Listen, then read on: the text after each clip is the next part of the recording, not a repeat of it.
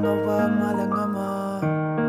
Puraklava da napao Punchin krikaya chiwi pomduda Kanshin lode Mikuptuda shurode Hachin kare Ashida tamushida wakashida puchishima Amlava punshida Biriva mangala Udongum na hakna Anbiri ay hakta Akino kaidong tamna lakna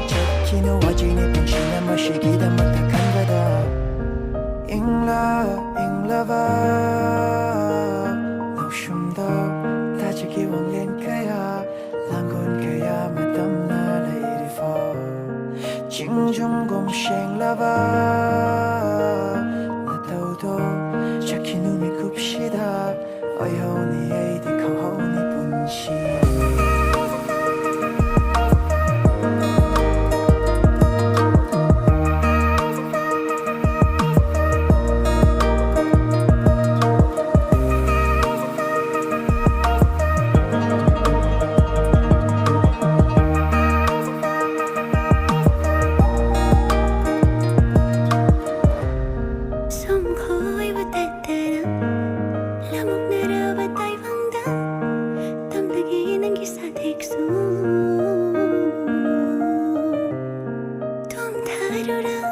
Punsi sa